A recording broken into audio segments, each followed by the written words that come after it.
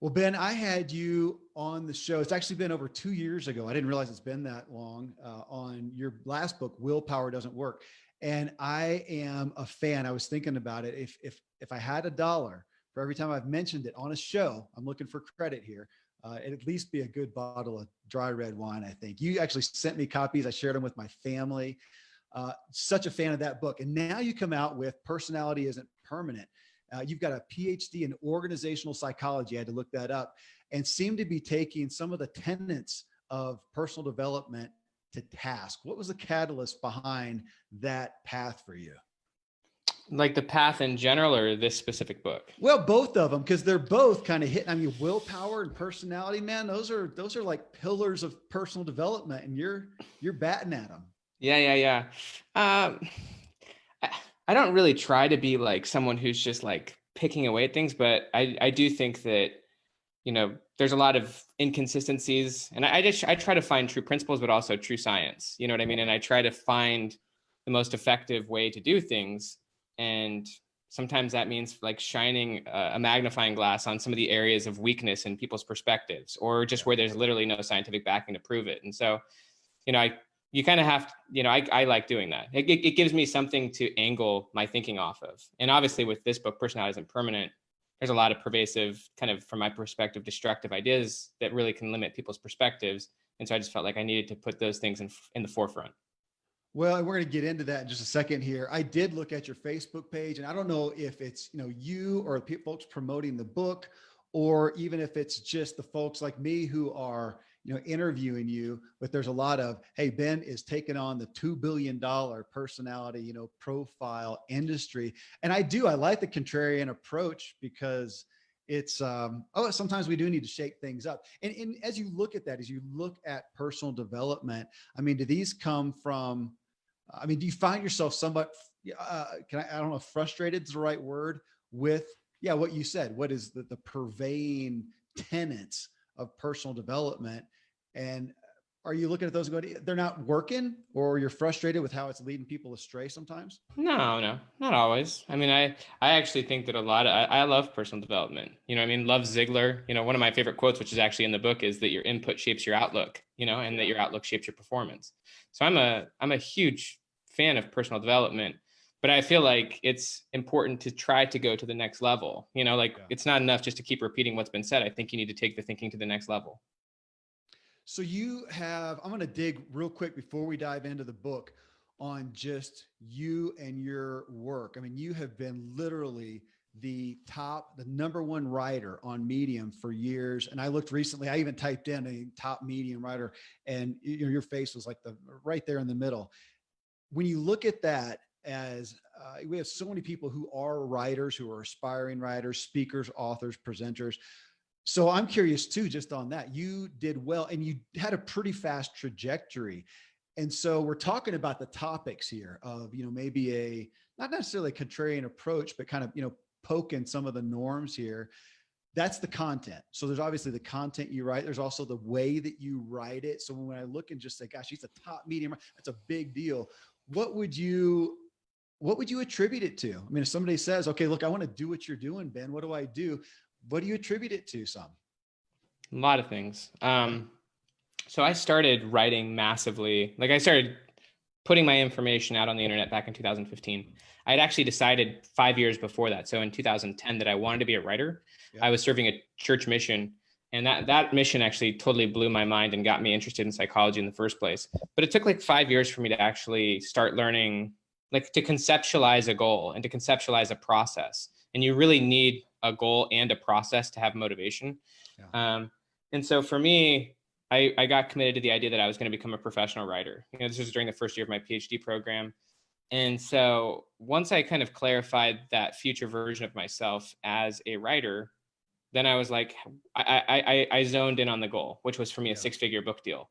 And so everything I did was to achieve that end. The goal is the thing that shapes the process. So like, I started writing and educating myself from the perspective, and I learned that in order to get a 6-figure book contract or more, you needed at least 150,000 email subscribers. And so like, I was like, okay, I need to write at the level where I can get that many email subscribers. I didn't know how to do it, but that was the mindset that I had going in.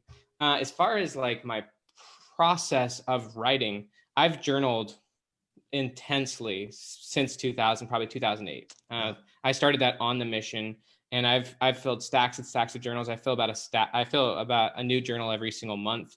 And journaling really just helps me to get comfortable writing in a flow without editing myself. Yeah. I do have like, pre-writing routines, where I would like meditate, pray about what I'm writing about.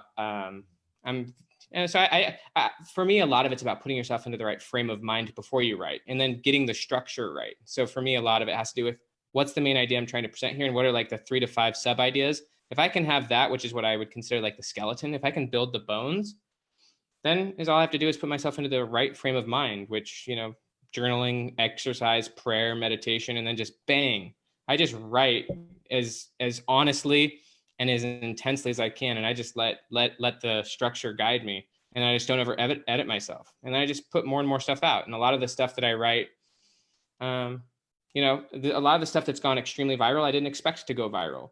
But one of the things that really was an initial good teaching that I got was to write stuff. I like the book by Cal Newport, which is So Good They Can't Ignore You. Yep. So like, I've just always thought, if I can examine what's out there and I understand the field, as far as the topics that are being written about on similar subjects, if I could write stuff in a way that's so good it can't be ignored, and then I can get really good at marketing it, it's going to be successful. So like when I was writing this book, I just genuinely believe that it eventually won't be ignored, because that's the mindset I had going in, is just like, how can I make this so good it literally can't be ignored? Well, and obviously very little of your writing seems to be ignored as people are reading it in droves, and you're ranked as high as you are. When you look at your business model, we do have, and again, I know I'm jumping behind the scenes on the topic here, but go ahead. I love it. I always love this. So many entrepreneurs, so many business people, so many people who want to. So is your primary business model today from a revenue standpoint, is it writing specifically, or go ahead, tell what else is happening? No, like, I mean, I'm getting multi-6-figure book deals at this point. I get paid stuff, thousands of dollars just for like page views on like Medium as an example. But I mean, I have an email list of over 350,000 emails. And so like, I have various programs, I've got like a $1,000 annual program, which has 1,500 people in it. I have lots of different tiers of things that occur. So I do write multiple books, and the books and the articles funnel people into programs. I have a new program that's like associated with this book launch, which is going to be $150. And so like the goal is to sell 5,000 of that, and during this book launch. And so mostly it's automated, online courses, which are behind all of this content. So like people would read an article, go to a landing page, and then go through a sequence where they get a webinar that would take people to a webinar that would get them into one of these programs. That's where most of my income comes from. Yeah. So again, we're back to the power and the value of having that audience that you've built up over time consistently. Again, you got a pretty good one, a pretty fast trajectory. But I appreciate that. Something else just on the business model that I've started doing here with Ziglar. We do have a high amount of faith-based folks here too, who are looking to do something vocationally that matters to them in a bigger way, has a bigger purpose. I know your Christianity plays into everything you do. Huge. How do you, when you talked about, praying and meditating before you do this, the spirit of what you're doing? I mean, I pray before every article I write. I pray before I write anything. I pray before these types of things. I mean, to me, it just puts me in the right frame of mind. Yeah. So that part, as far as do you look at that with your work specifically as, not that God doesn't bless the fact that we're selling a watermelon to somebody, who needs a watermelon, but that from your messaging, from your audience, well, you got a lot of influence for one, with that side of an email list, with everything you're doing, with the books that are going out. Do you see that as a way to share your faith, to love on people? Yeah. I think a lot, I'm not as overt. I'm actually getting ready to sell my next book, which has a lot to do with hope. It's still going to be a very deep psychology and self-improvement book, but there's going to be a lot more faith in God in it. So yeah, a lot of people, when they read my stuff, they just love that it's jam-packed with science. Cause I love the psychology and I love that, but I still get emails all the time that say like, I feel the Spirit when I read your work, and it helps me increase my faith in God, even though like you're not specifically talking about, although I'm not like afraid to talk about it. Sure. It's just not like at the forefront of all that I say, but I'm not afraid in my articles to write about God or write about prayer, things like that, or gratitude. But yeah, a lot of people say, it's very obvious to me that you believe in God, even though you're not even saying it. Was that a conscious thing? Because we know, look at it as an author. I mean, you can go down the route of being a faith-based author. There's faith-based publishers and publishing houses out there. You can go that route. Obviously, you can decide not to and not be as overt. Sometimes I've seen people who made a conscious decision, and some just said, I'm not that overt with it. It's a part of who I am, just like I'm this and I'm that as well. I recently had a Christian music artist who apparently denied being on the Dove Awards. They didn't want to be there and get awards because they didn't want to be specifically pigeonholed as a faith-based writer. They said, I'm a writer and that's part of who I am. And they didn't want that. So I see people struggle with that. Not struggle with that. I see people question that. If I'm going to come out with a book, do I overtly talk about my faith? Do I put a fish on the front of the thing, or do I just let it be part of who I am? So with you, was that a conscious publishing decision, or was it just true to your nature in that sense? I wouldn't say true to my nature. I would say it was strategic. Okay. My next book is going to be a lot, and I've already talked to my publisher about it, which is Portfolio, which is one of the top business publishers through Penguin Random House. I've already asked them, is it all right if I talk about things like God or faith in God, and things like prayer in my books? And they're like, yeah, totally. There's space for that. So I'm definitely going to be moving more in that direction. But I think from a strategic standpoint, from a career standpoint, it made sense for me to kind of establish myself as an expert in psychology and in high performance and in things like that nature. And I do see myself, my future self shifting more towards, and it was my original intent when I became a writer to actually write more towards the religious or spiritual side. But I just got so into this world, and I still really love it. And I know that it does a lot of great work, but I'm going to be swinging more in that direction over time. And I'm not that worried, to be fully honest with you, the repercussions on my career. Yeah. I know that in this world, you're only as good as your last blog post, something I know that in the future I'll be able to produce. And there's always the right audiences. And for me, it's just about, increasingly sharing something that I feel is very important for me. Yeah. This last one that I felt like when I was writing, I was just I feel like this is very important. Now I feel, given, whether it be recent events or just where my head's at right now, I'm definitely a different person even than I was a year ago when I started writing this book. I'm a different person than I wrote What Power Doesn't Work. The things that I feel like are very important now, I'm just going to address those. And I just feel like I just have to do what is very important and do it the very best I can do it. Yeah. Well, you obviously have credibility to back you up now. And that's one of part of Zig's story, is being told on stage, just don't talk about that God stuff. He obviously did not follow that. He's great. I love him as an example of that. I mean, I love his work. He's a good man. He is a good man, no doubt. Well, personality styles, when you look at this, and again, we talked originally about some of the tenets of personal development, and that's got to be right up there, as you know.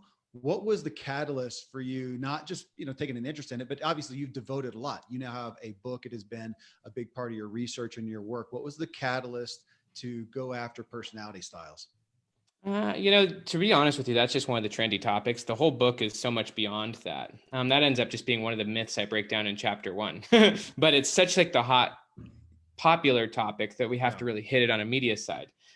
Although when I was going through my PhD, I was very surprised and intrigued that I learned that all of the type-based personality tests, the Myers-Briggs, the Enneagrams, the discs, those would be very, looked down upon as a scientist. They're just not good science. They're not actually measuring how we would view personality.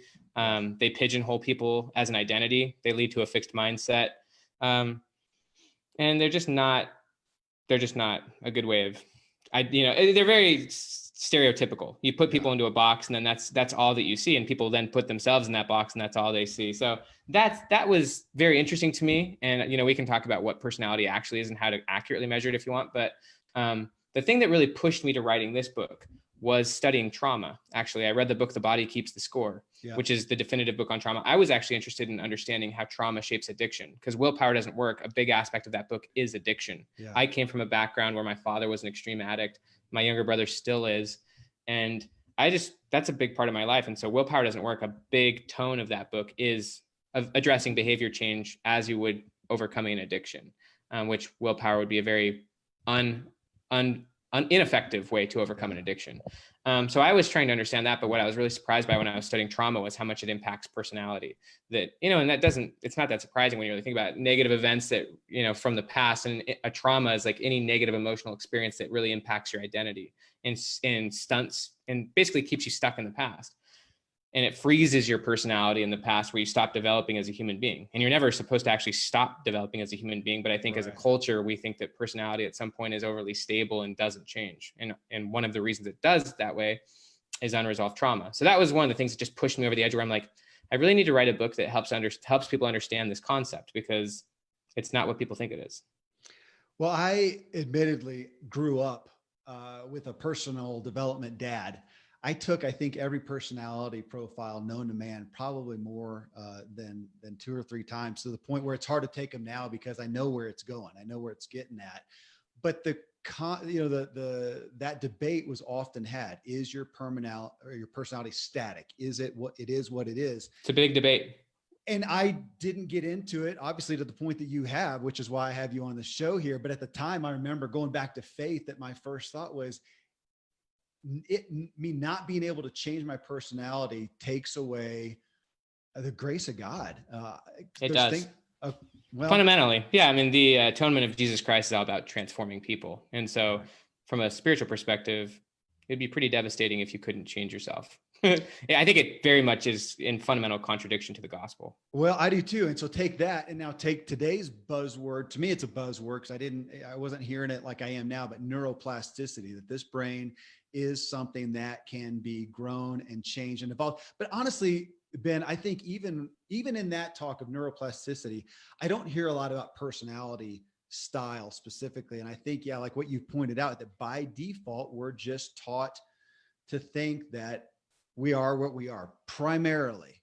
And if you look at that, that's probably not a fair question, because I still tend to think, okay, I mean, you've got kids, you got 5 kids. So having kids was something that helped me in this realm, because I saw them come out, same genders, same environment, and see how different their personalities are. So that's a difference in personality, but it still doesn't address your changing personality. And it still feels like I still feel prone to ask this question: okay, how much of it can you change? How much of it is you already are? I mean, I've always thought, this isn't a personality, it's a propensity, though. Math. I'm not good at it, though I don't like it, so I don't invest myself in it either. So is there a natural aspect of it, or was it just a bent to say, I don't really like it, so I didn't pursue it? That's not a personality issue. That's a Malcolm Gladwell 10,000 hours issue. Yeah, but that is an aspect of personality. Like the whole repetition thing. I mean, the truth is that most people's behavior on a daily basis, they say like 95% of thoughts are a repeat of the thoughts yesterday, 95% ish of behavior is a repeat of the behavior yesterday, which is generally use subconsciously on autopilot. You're in the same roles, the same environments, the same situations.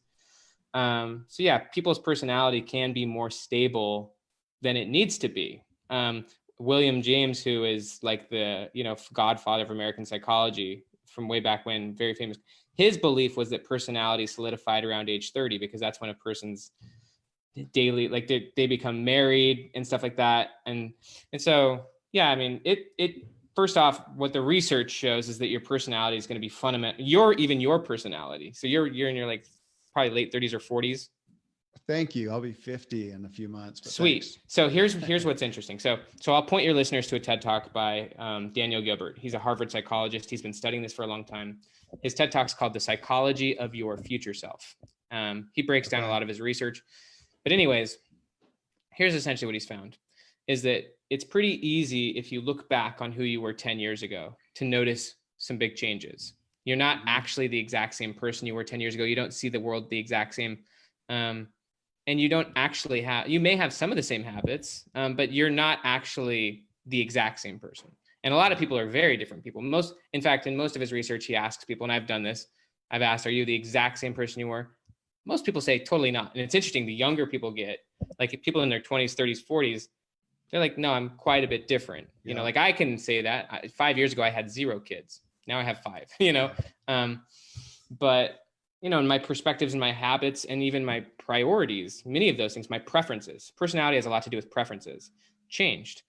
But here's what's interesting is even if people can look back and sense that they've changed a lot, if you actually met me 10 or 12 years ago, all I was doing was playing World of Warcraft 15 hours a day. I had 0 perspective or purpose in my life. You know what I mean? But here's kind of the rub. And this is one of the things that Gilbert found is that most people, even if they've noticed some huge transformation or big change from their current self to their former self, as a rule, most people under project change towards their future. Most people think that who they are right now is who they're always going to be. It's a bias that we have. That we think we don't spend very, and he said the reason is that we spend very little time truly imagining our future self as a different person. And that's where the psychology research has gone, is you want to view your former self as a different person because you're not actually the same person. You would make different decisions than the former version of you would make. But most people, they don't look at their future self as a totally different person, that they're in a different situation. They've got a different mindset, that they've got different perspectives. They're more mature than you are. They have different preferences. And when you can look at your future self as a different person, you can then maybe start making different decisions than you would make today. You can make better informed decisions, but first step is that very few people actually spend much time truly imagining that. Obviously, in the self-improvement world, the people in the Ziglar world probably spend a lot more time imagining their future self. Sure. You know, I like the story of, honestly, love the story of Tom Hartman. You know what I mean? You know, that Zig Ziglar used to tell of the big overweight guy, right? Like who totally changed his life. But he got super clear on his future self and started investing big in it. Okay, I'm sitting here with you're taking me down so many different trails here. I mean, one, going back to what we talked about a second ago about the habit or the personality being, you said repetition, how much repetition is a part of our personality. And I had never thought about it that way, of saying, hey, is my personality, we tend to think about it, my personality is who I am. It's my genetics. It's, you know, how. No, it's you just repetitiously doing the same thing you did yesterday. That's a daunting statement to say, no, your personality is your habit. It is. It's a learned habit. Can't that feel? It's also your comfort zone, by the way. Comfort zone and personality are very similar concepts. Okay. To do anything outside your comfort zone would kind of by nature be slightly out of your typical way of doing things. Okay, we're going to get deep here because now we're talking about, you know, my person, who I am. Of course, everybody's out there to find who they are. And I know in your book, you're saying, no, you're going to create who you are. That's also kind of daunting though, because it could take the foundation of, well, who am I? If I'm just who I am because of habits, do I have any inherent nature in me? Is that a fair question? Yeah, I think, you know, there's obviously different perspectives you can look at this. I think from my standpoint, fundamental to who we are, at least in this life, is agent of choice. We're here to make choices. And so I think that choice is very fundamental. Okay. Obviously, we all come with different things. We were born into a culture. We were born with biology, but we can make choices. And I think I think that, you know, you're on one side of the corner or the other where you're trying to diminish your ability to make choices or you're trying to maximize it. Right. I'm on the field of maximizing the amount of choice and responsibility that I have over my life. But there's a super important distinction here that I want to make, and that's the difference between identity and personality. They're very different concepts. Identity is actually enormously more important. This is, I think, what Zig would call self-concept, or like your self-image. That is crucial. Very few people are strategic about their self-image or their identity. And your identity is essentially the story that you tell of yourself. It's the way you see yourself, and it's the way you explain yourself to other people. And most people, as a rule, so one of the reasons why personality can be overly repetitious is unresolved trauma. So there's negative issues from the past that they're just avoiding. And one of the other ones obviously would be environment and just staying in a similar environment or roles.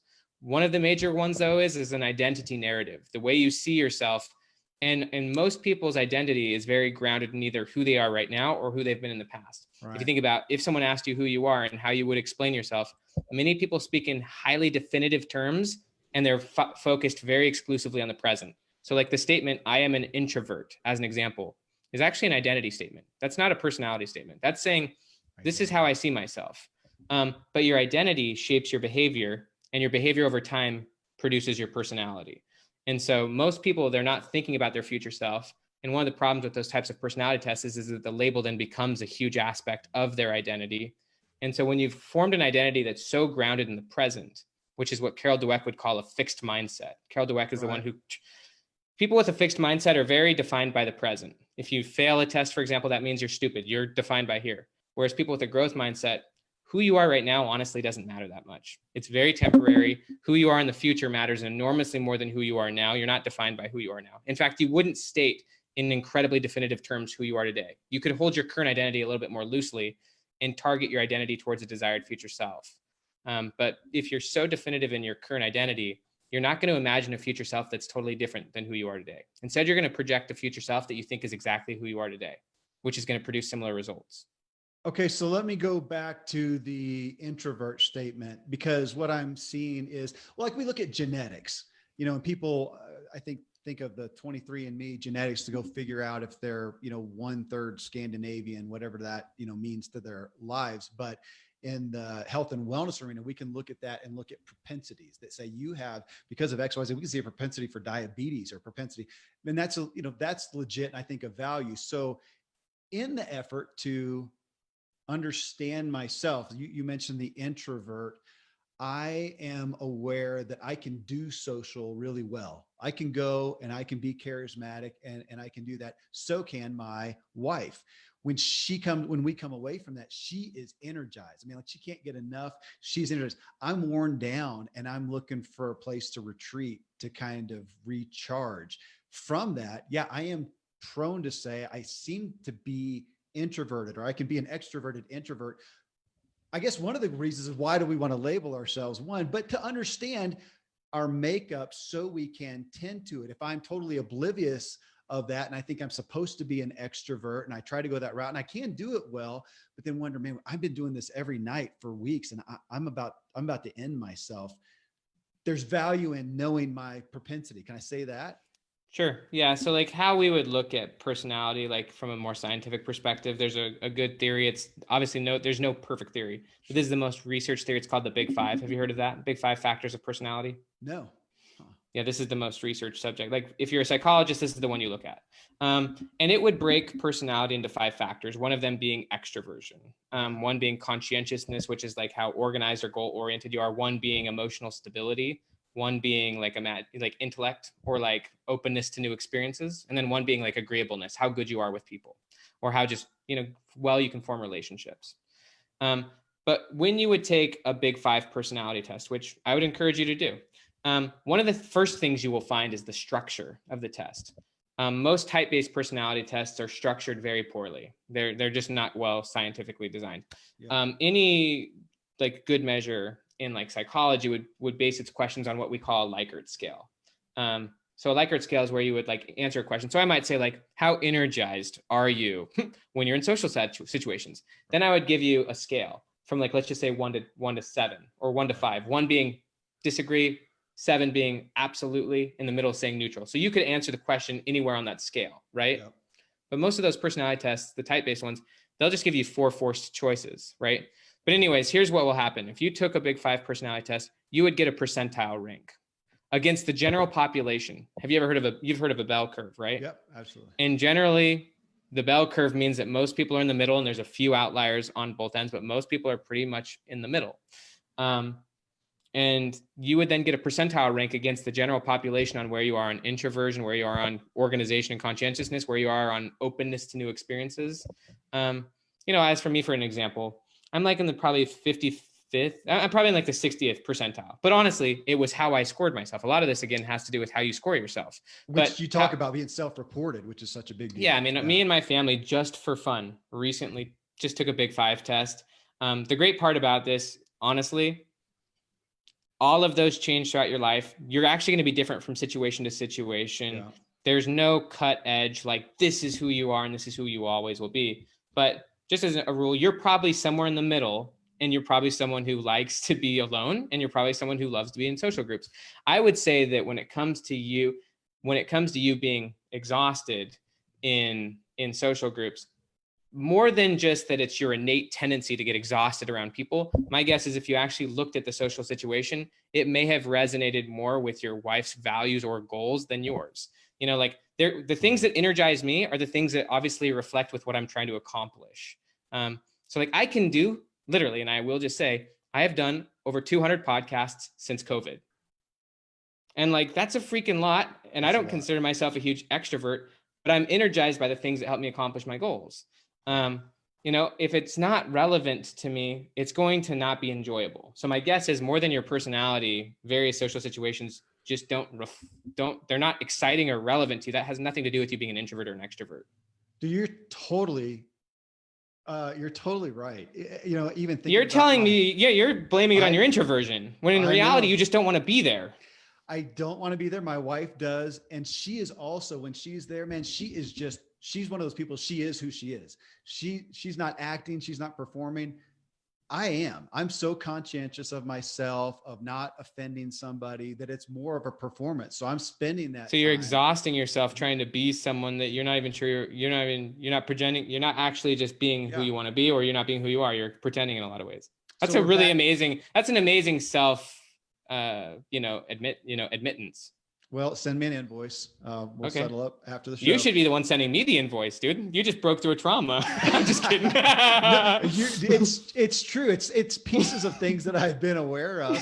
But I mean, you're hitting back on some of the issues that I have experienced with personality profiles. Well, and you start off the book with the story of your marriage, of the wife being concerned because you were put in this personality profile, only to find out later it was a misdiagnosis or limited. I had the same thing. I've had multiple times had that happen. I've got a personality style here, and then I do something over here, and somebody go, well, that's contrary to your personality style. My only answer in my ignorance at that point was, well, apparently we're not all thoroughbreds to whatever these things say. The real answer is that there's no such thing as a personality style, or what we would actually call personality type. That's just not really how personality works, because it's so much more contextual. Like, you in one situation are going to be different than you in a different situation, right? And so like, you can't actually just say that you're the same type in every situation. Let's just say that's a very elementary view of people. It is true. I like that as a muse for all of us to think about, because I, for one, and maybe this is, maybe my wife has a tendency to be herself wherever she goes. I'll tend to morph myself. Maybe that's too much salesperson in me to, mirror people and to try to appeal to them and appease them. But it does belie, well, then who am I? Because in this arena, they see me as very extroverted, charismatic, outgoing, directive, leading. And over here, gosh, he's just kind of a wallflower. Well, then who am I? Well, if you actually were to watch even your wife throughout a day, she would reflect many different behaviors. Yeah, she's maybe pretty consistent in the upbeat. She sounds amazing. I'd love to meet your wife. But I mean, if you were to actually watch her, she's got many different sides and shades. She's not just one. I mean, she's probably pretty consistent, sounds like. But the really cool part about really all of this for people who are in the Ziglar world, who want to make big transformations in their life, for the majority of people, and again, from a bell curve perspective, most people in the middle, it's just true that the best way to predict someone's future behavior is by looking at their past. That reason for that. And so what I'm saying is that, yeah, people may be a little bit pretty consistent. The reason for that is not an innate and inflexible personality. The reason for that is other things. Think about it just as one example. When was the last time you actually did something completely new that you flapped at and failed at miserably? Like, just as one example, we have 18-month-old twins. We live in Florida. People have swimming pools here. So we put our 18-month-old twins through extreme swimming lessons. And for the first 3 or 4 months, they hated it. Like, you could say it went against their natural tendencies. Or it was not immediately obvious that they could get good at this, because they hated it. They cried, they screamed, and they didn't enjoy it. Fast forward to 3 or 4 months of consistent training. And this is kind of where the Malcolm Gladwell concept, and by the way, it's not the 10,000 hour rule, because people could do something for 10,000 hours and get zero expertise at it.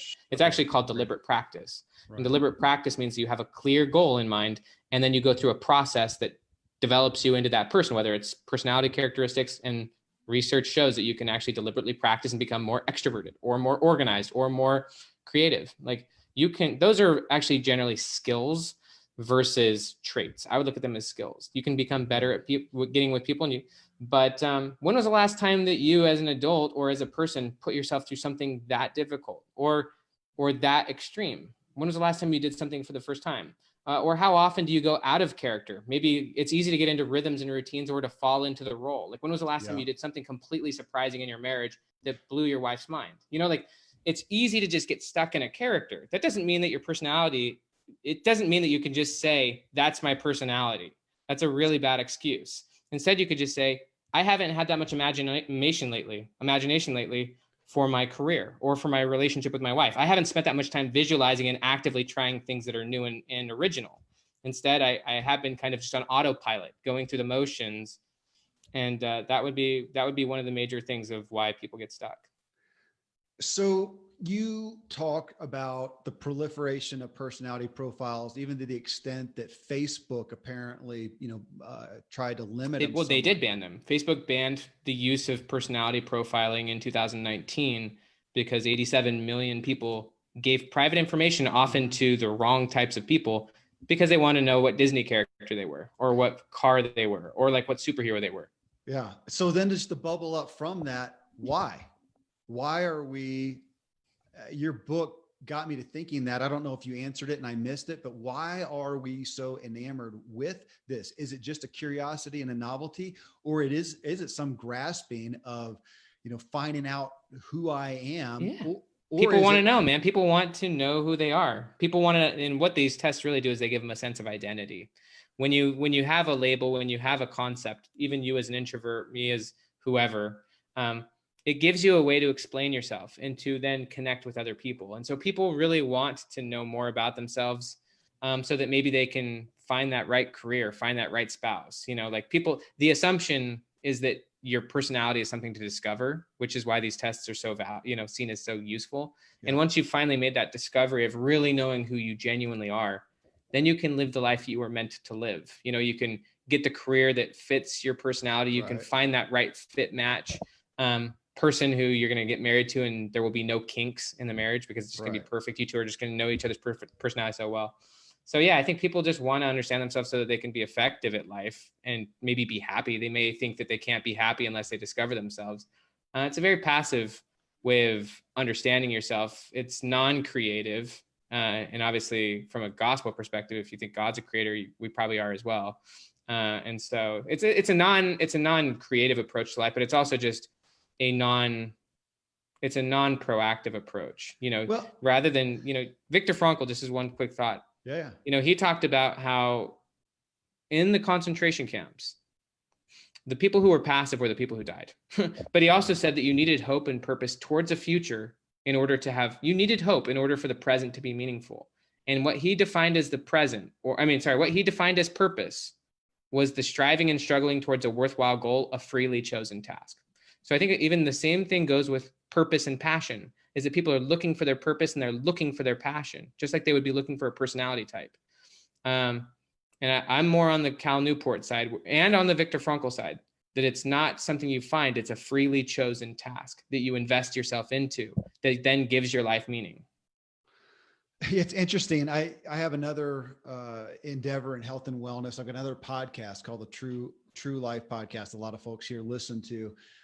We recorded a show this morning. We're talking about some of the tests that you take to figure out what you can take different tests, and they'll come out and say, okay, based on you, this is what foods you should eat. So we were like biome tests and stuff like that. Yeah. So we were taking those tests. I got one and it came back and said, okay, Kevin, according to our test, this is what you should and should not eat. And one of the shoulds that was in there was a food I'm allergic to, literally. It said you shouldn't eat it? No, it said I should. It said I should do well on this food.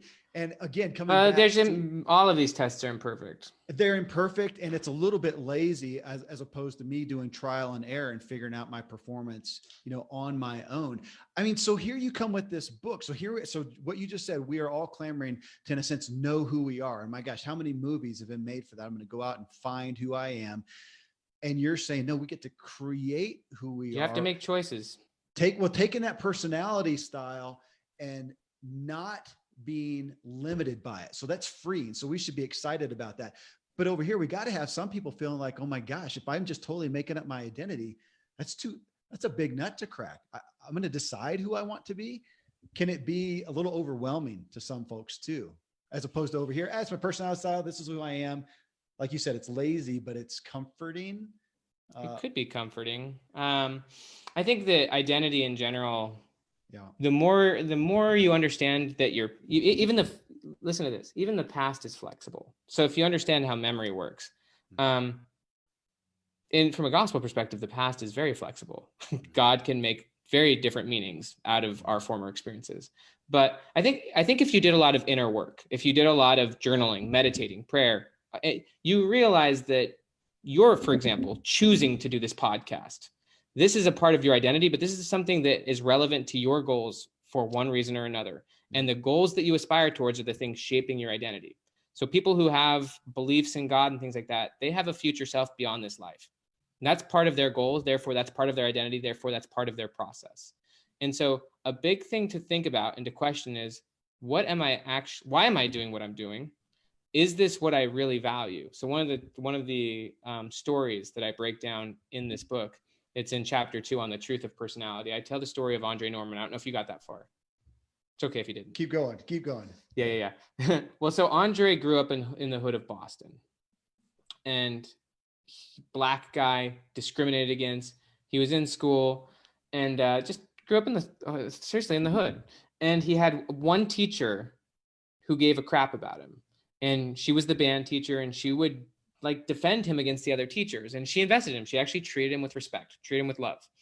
And so as a result, naturally, he liked her.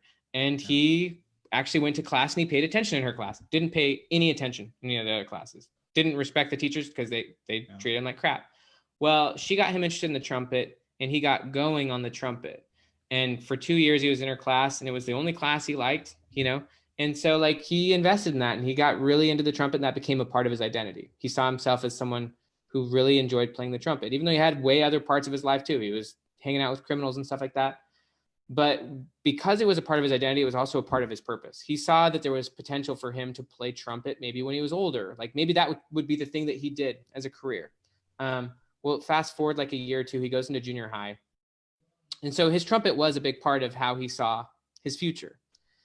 Well, he had some new friends in junior high, and they basically told him, dude, you can't carry around that stupid trumpet box. Like you either throw the trumpet away or you can't hang out with us anymore. That's like how the 14-year-olds were treating him. You know what I mean? Mm-hmm. And he ultimately threw the trumpet away. He talks about how he threw the trumpet into the garbage can. And as soon as he did that, his sense of purpose was gone as it related to going to school. And so he stopped going to school. Like there was if it's no longer a part of your identity, there's no longer a reason to do it. Yeah. And so he stopped going to school, and his goal shifted. Rather than his goal being about the trumpet, his goal shifted to fully going into like fitting in with his friends, and that ultimately led him to going into jail at age 18.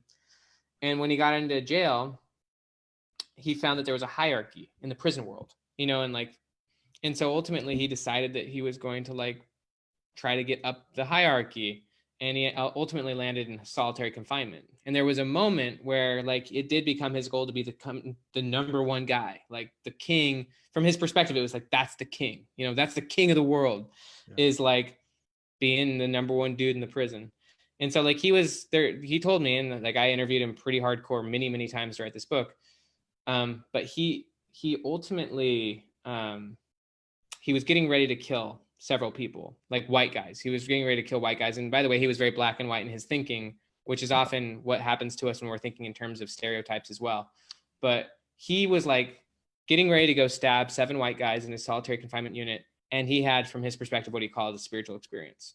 He calls it his Wizard of Oz moment, where he was getting ready to go do it. And it dawned on him for the first time that maybe the ultimate outcome of this quest that he's on to become the number one guy in prison is actually not that worthwhile. Yeah. And that what he's basically said, like, at the end of the yellow brick road, what do you find? The Wizard of Oz is all smoke and mirrors. It's a total sham.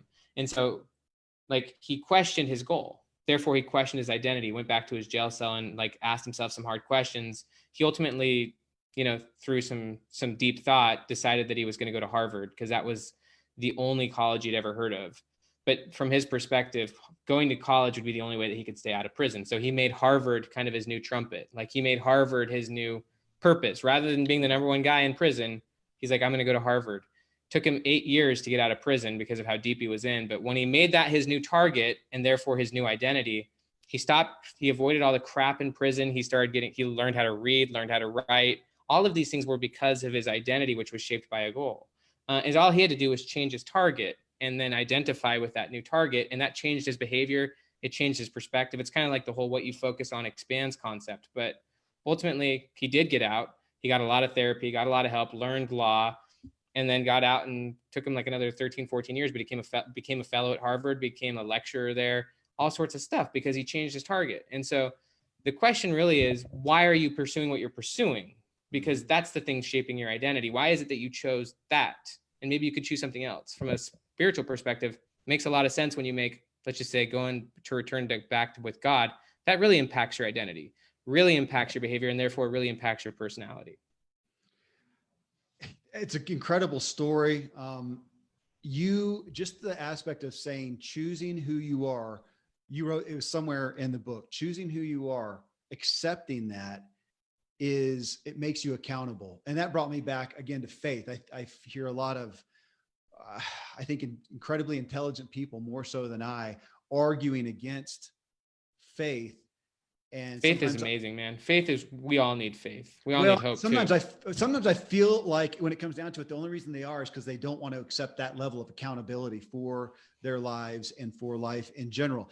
That's what I thought of when you came back to say that who I am is by choice. And I can't, as you talked about, I can't look at the past. I can't blame that. I can't blame the limitations of that. It is opening myself up to be accountable. And so either on one side, again, that's daunting and scary, or it's incredibly freeing and unlimiting. And then I guess we're back to, well, what is your goal? Do you want to play small and be limited? Or it brings us back to the idea that personality and comfort zone are very similar. Okay.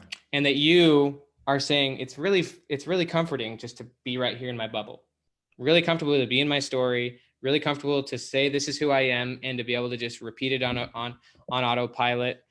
Really hard to deal with uncertainty. Yeah, with choice comes uncertainty. And in fact, that's an accurate statement, that you can't make choices without uncertainty. You can't be courageous without uncertainty. I would say you can't have faith to some degree without uncertainty. Agreed. Obviously you can strengthen that faith and it can become more and more firm, but going outside your comfort zone, trying new things, pursuing a bigger future. Yeah, when you step out of your typical way of doing things, even if it's just doing something spontaneous to improve your relationship, there's going to be a level of anxiety or let's just say uncertainty. And our brains are literally designed, we create memories so that we can predict the outcomes of our behavior. Our brain is a prediction machine. And so when you're in a new situation, you experience more emotions because you're in a situation where you can't fully predict. The outcome is slightly uncertain. Yeah. And so as a result, you kind of want to go back to what's safe. It's a survival mechanism. But when you're in a new situation, you can experience what are called prediction errors. So let's just say, for an example, a 2-year-old kid touches the stove. That was what's called a prediction error. They did not think that they were going to get their hand burned. Yeah. Wrong prediction. That's how you form really incredible memories. And that's how you expand your perspective of the world. And if you stop having prediction errors, in other words, if you stop learning, then you're going to increasingly become narrow in how you see the world. And what's interesting is that the research does show that as people age, they become increasingly less open to having new experiences, less open to making mistakes, less open to altering their worldview. And so their story becomes overly solidified. Their identity becomes overly solidified. Their life becomes overly routinized. The roles that they're in, so yeah, people can become very predictable. And also maybe they haven't done as much work reframing some traumas. And, that's a skill that you can develop. We've all gone through hard stuff, but you can get very good at actively reframing and choosing better meanings of anything. I could choose whatever meaning I give to this experience. And that's also a choice. You can get good at framing and choosing how you see any event.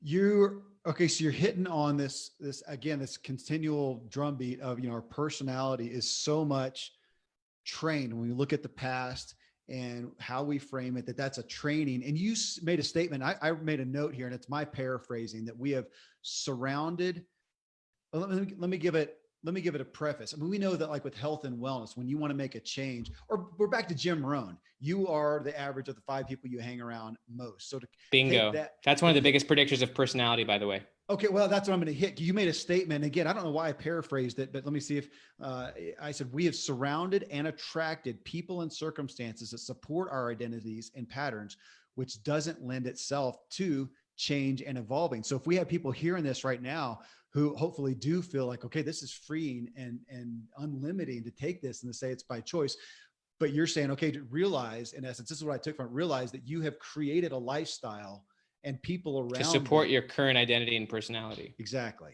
To support your current, let's just say, habits and routines. Okay. Yeah. I mean, one of the biggest predictors, obviously, of who you are and how you show up is your social group. Like a lot of research on this, and Jim Rohn hit the nail on the head. But your peer group is going to predict whether you're going to be a drug addict or not, whether you're going to be an alcoholic, whether you're going to perform well in academics, whether you're going to be an entrepreneur. Yeah. And so obviously, if you're thinking about your future self, and that's honestly the place you always have to start, is who is the person you want to be? What are the circumstances you want to have? You didn't just land there by accident. You at some point saw yourself doing podcasts. Maybe you were influenced by many things, which you certainly were. But at some point you said, I'm going to start doing this. And now you're doing it. And whatever future you have in mind, that's the one you're actively creating. And so you need to really think, who's the future self you want to be? This could expand beyond this life. This could be 3 years into the future. I really like the time frame of 2 to 3 years of who's your future self in 3 years from now. Journaling about this every single day. Actively taking action steps. It's that whole urgent versus important conversation. But if you put yourself in the right frame of mind in the morning, meditate, pray, journal about your future self, and think, what are the few things that I can do that would obviously move me in that direction? I would call it power moves. Could be a courageous ask. It could be just writing a blog post. Whatever it is that would clearly move you in the direction of your future self. That's you living consciously, versus you living on autopilot, or you living reactively, just waking up and getting plugged into your phone, getting plugged into your environment, and then just going through the motions and doing what's urgent. If you put yourself into the frame of mind where you activate, imagine, and then actively like eat the frog, as some people would say, towards your future self, that's where the whole deliberate practicing comes in. And that's where you can then start changing your situation, your circumstances, and your attributes. And that's where you can start to become what we call in psychology psychologically flexible, where you can become more flexible and confident. You're less defined by who you were in the past. You're not so defined by your current situation. You have a growth mindset. You can become flexible in uncertain situations. You can put yourself around new people, and you can get great at being around them. You're fine being the dumbest person in the room, stuff like that. Like you're actively growing and evolving and changing, versus just saying, this is who I am and this is where I'm at. I mean, this is from my listener standpoint, this is a lot. This is a lot to digest, which, I will shamelessly say, folks, go get the book. This is a paradigm shifting workbook in essence. There's about 150 journal prompts throughout this book, literally for reframing trauma and clarifying your future self. As I went through it, I thought this is something to work through. And there's some pieces that I want to work through. When you talk about, you've got your second chapter is transform your trauma, then shift your story. You've hit on these, enhance your subconscious, redesign your environment. But folks, go get the book. If you want this to do the work that it can do in you and for you, you're going to need to go work through that. The last chapter there, though, I read it, and then it was kind of. Was it the conclusion or the chapter on environment that you read? The conclusion? The conclusion. Sorry, the conclusion. Yeah. And I read it as I'm skimming through the first time, and I kind of did an about take and wait a minute. And you've hit on it, but I'm going to ask you just to address it. Embrace your future to change your past. And because I know up there you've got transforming your trauma, and we've talked about trauma on this, how we can look at those things and we can reframe that. And I know a lot of people can hear that, but they can also struggle because it feels Pollyanna. I mean, where's the reality of the gravity of it? But I know the power. So embrace your future to change your past. Just address that for me. Yeah. It's really important, and this can be a hard pill for people to swallow in the beginning, that the past is not objective. The past is a meaning. The past is a perspective. The past is a story. And often those stories are shaped in negatively emotional experiences, which we would call trauma. Trauma is any negative emotional experience that shapes your identity. So like, I'll give one example. So the story, I'll give two. The story that you're talking about is a woman who, she fell asleep and ultimately her son, 4-year-old son, died while in her care. He was playing, she fell asleep, woke up like 30 minutes later, door was open, followed his foot trail, and he had fallen into an irrigation canal and he died. And ultimately she got blamed for it. And that was very terrible. She ultimately was very suicidal for a time. And luckily, she had what we would call an empathetic witness. There's a really good quote that basically says, trauma isn't what happens to you, it's what you hold on the inside in the absence of an empathetic witness. So like, often trauma means you had a negative event and then you buried it and you didn't get help reframing it ultimately. But luckily for her, she had a miraculous experience. You could call it grace, you can call it whatever you want, but someone helped her realize that she was going to be okay, but that she had to choose to be okay. And ultimately she did. She committed to having a bigger future.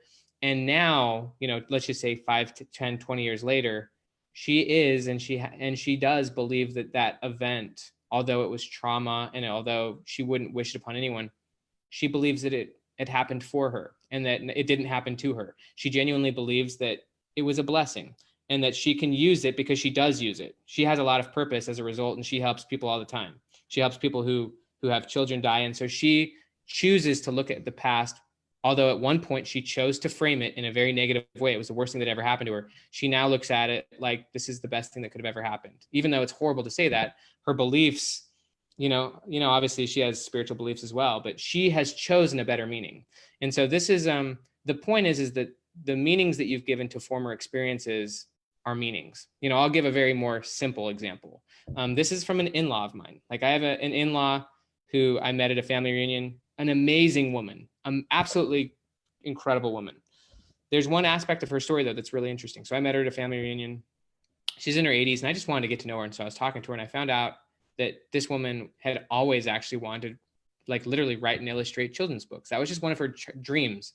And I was like, well, did you ever do it? And she said, no, never fulfilled it. I said, why not? Why didn't you ever write and illustrate these kids' books? And she said, well, I'm not good at drawing. I was like, oh, interesting. Like, tell me more. And she said, well, then she went and recounted a story. And she said, well, like it must have been 40 years ago or something like that, back when she was in her 40s or something. But she took a private art lesson and there was like 5 or 6 other people in the art lesson. And ultimately what happened was, during one of the exercises, the teacher like overly corrected her. And it might not have even been an overcorrection, but that's how she saw it. Right. He was correcting her and crossing out her stuff on the easel pad. And she felt very embarrassed because everyone was watching and she was wondering, why didn't he correct everyone else like this? And basically the thought that popped into her head because she was feeling all emotional and embarrassed was, I'm not good at drawing. And so she never went back. And that's the story that she continues to tell. But the important aspect of this is that I'm not good at drawing isn't an objective fact. It was the meaning that she gave to a painful experience. She could have given it all sorts of meanings. And the idea of reframing is that you actively choose a different story. Like, if she had talked to some friends about this, talked to her husband about it, maybe they would have said, I don't think that he was actually trying to make you feel stupid. She might have even talked to the guy and he would have been like, I actually think your work's really good. I just was trying to help you. Like, she could have gotten a different perspective. Yeah. So like, there's a quote from Gandhi where he says, I cried when I had no shoes until I saw someone who had no feet. That's the idea of no shoes is an objective. No shoes is a meaning. And so ultimately it's just the idea of choosing to look at your past from a different perspective, choosing to look at it in a more positive light, and ultimately choosing to see it from a positive perspective, whatever happened to you. And that's a choice we all can have, And I've gone through it myself, man. My parents, I've been through much trauma, and I genuinely believe it was all exactly the best thing that could have ever happened to me. It's a big deal. I mean, Ben, you probably know John O'Leary. I had him on the show a long time ago, and when he had his book that came out, On Fire. And I asked him, kind of a retrospect in the past, because he does attribute so much of what he has now to that event. But I said, going back, what would you have happened? It's because of the meaning he gave to the event. Exactly. When he said, I would have it happen again. And honest admission is I struggle with that. Seriously, you would blow yourself up and lose, your hands and whatever. I think for me too, I overly value my physical ability and whatnot. So that's a fear of mine to lose that. And for him to say that I would let that happen again, I struggled with it for a while. I talked about it with him after the fact. And I've heard it from other people though. I mean, you're talking about that statement right there. It's not an objective fact, but the meaning that we give it. I'm going to give you a quote. This comes straight from a book called Time and Psychological Explanation, a deep academic book. But there's a guy named Brent Slife, a brilliant psychologist. And really, you kind of have to just understand how memory works. Like, check this out. Memory is a lot more about context than content. Let me give an example. Okay. Right now, we're in the middle of a huge revolution, trying to overcome racism in America, right? Well, it's great. Here's what's going on, though. So I don't know if you heard the story about Drew Brees, that, Drew Brees, he's the I saw some. Well, so I'll just tell you the story because it kind of explains the point. Yeah. Drew Brees said something that was insensitive, especially in the heat of what's going on right now, and it got him a lot of bad publicity. So he said something about like, I'm not going to, and I'm not going to say I have an opinion one or another on this. I'm just trying to prove the point. He basically said, I would never play with someone who wouldn't kneel to the flag. He was just talking about, okay. But what's interesting is that he literally made the same statement 4 years ago and no one cared. The reason people care right now is because of the current environment, the current context. So like, here's another example. I used the word right when COVID-19 happened, and I was a little insensitive myself. I wrote an email to my email list and I used the word viral just because it was a word I used, I'm like, this article is going viral. And I got like 50 emails and people were like, will you please not use that word right now? Like, it was when it was like fresh, and like, if I had used the word viral 5 months ago, no one would have cared. But the context is what determines the meaning of the content. And so when you change the context, you change the meaning. When you change the perspective, you change the meaning. And so that's what happens to history all the time. We're always changing the meaning of former events and experiences because we're looking at it from the vantage point of the present. That's how memory works. So here's the quote. I just wanted to give you that. Yeah. So this is the quote from Brent's life. He says, we reinterpret or reconstruct our memory in light of what our mental set is in the present. In this sense, it is more accurate to say that the present causes the meaning of the past than it is to say that the past causes the meaning of the present. So what a lot of people do is they blame the past on their present. They blame the past for who they are. But that's not how memory works. It's way more accurate to say that actually who you are in the present is determining how you view your past.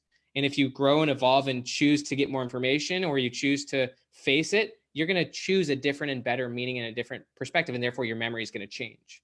You're going to view the past differently. From a gospel perspective, someone, could come unto Christ and completely be redeemed, and they can view their past differently, that, that they were a sinner or whatnot now, but through Christ, they could be redeemed. And so they're not going to be defined by the past anymore.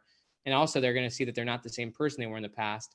And they're going to be able to hopefully view that as, that God used that to help them grow or something. I mean, you're going to choose to view the past differently if you come to the gospel, Yeah. You're not going to be defined by it. That's for sure. This is why I had you on the show, Ben. And I'll have to say, I so strongly vet anyone and everyone on the show and the content of what we're going to be talking about. And I agreed to have you on, or desired to, before I saw the book, because I was such a fan of what you wrote in Willpower Doesn't Work. And the way that you communicate it is so palatable and so convicting. And I find myself sitting here, it's just like I did with your last book too, of thinking, I want to go through this with my family, with my wife, because I almost feel like I've known better, but I have accepted, I have embraced my past. I've embraced those tendencies, propensities that have been put on me, since I was a kid. God bless them, but saying, Kevin's this, Kevin's that. And we take those labels, and I see myself, but to wonder, just like we went back to our initial little counseling session 20 minutes ago, on going, why am I worn out in social situations? Is it because I am a label, or is it because, no, this is what I do? So I've habitually done X, Y, Z. No wonder I'm worn out by it. And it's not, at least in whatever various social situations you're in, they're just not that relevant to your current goals or interests. At least those social situations. Maybe some that are exactly what you're looking for would give you all the energy in the world. You know, if you're meeting like a hero, you know, like it's for some reason you're disassociating whatever the social situations you're going to as these are things that are they're not seen as valuable to you for one reason or another. Well, I'd rather just do this face to face. Yeah. So you don't see those as valuable. And if it's not valuable in your perspective, it's not getting you where you're wanting to go, then yeah, it feels irrelevant. It feels like, why am I wasting my time? This is draining me. Yeah. Man, I'm just going to thank you folks. You need to go read the book. We'll be talking more about it. I think just like willpower doesn't work, I'll be referencing this. If you go through this deeply, you're going to like this book 1,000 times more than willpower doesn't work. I'm just telling you, this book's enormously more important. Well, I'm literally going to go through it deeply. I'm really excited to talk to, honestly, my wife and my kids. We're going to get you a hardcover. We'll make sure you have one. Like, you know, I think you might have already given Connie an address. If you haven't yet, I'll get it. We're going to make sure we get you hardcovers and stuff. I mean, I want you to go through this. I'm just glad I'm on your show, man. I'm grateful to talk to you. It's just powerful, man. So I'm going to thank you for doing the book, for investing in that. And I will be doing all I can to help people hear this message, because I think it's one of the most freeing things I've heard. Excited about your future self, man. I'm excited what that looks like in all aspects of your life, and like the level of freedom, you know, freedom and responsibility, obviously two sides of the same coin, but like, I'm super excited about your future self and about you committing to that. And obviously the courageousness of pursuing it. I am too. And I'm sitting here thinking, I've spent the past 5 days kind of sequestered writing my book. And there's a couple spots where I'm going to go back in and reference this. So I'll be talking to you about that too. And just reach out anytime, dude. I always love talking to you. Thanks for being here. I am eager to get this out to everyone. Ben, it's been an honor. Huge pleasure.